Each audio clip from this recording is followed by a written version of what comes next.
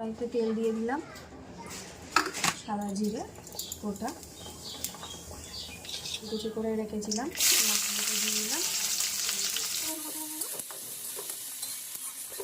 তারপরে ভাজা হয়ে গেছে, এবার দিয়ে দেবো আদা পেস্ট করে রেখেছিলাম, রসুন বাটা,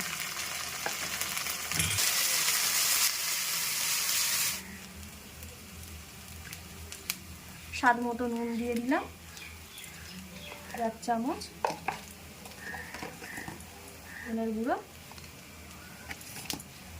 আর কালার হওয়ার জন্য 1 চামচ কাশ্মীরি লঙ্কার গুঁড়ো। মশলা পুড়ে যাতে না যায় তার জন্য একটু পরিমাণে জল দিয়ে স্বাদ মতো একটু চিনি দিয়েছিলাম, টমেটো।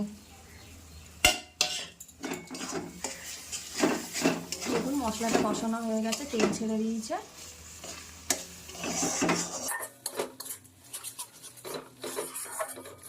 নতুন আলু সিদ্ধ করে রেখেছিলাম, সেই আলুগুলোকে ওই মশলা কষানো হয়ে গেছে দিয়ে দেবো, দিয়ে এটাকে ভালো করে কষিয়ে নেব।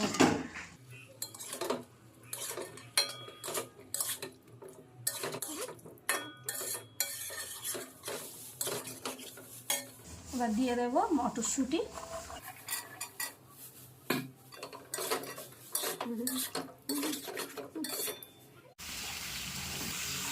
কষানো রেডি। আর দিয়ে দেবো জল,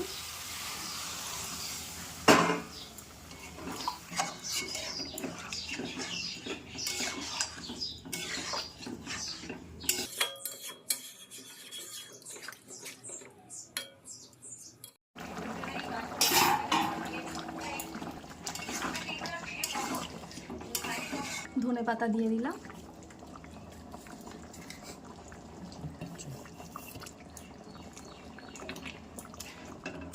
নাড়িয়ে চাড়িয়ে এবার দিয়ে দেবো একটু গরম মশলা।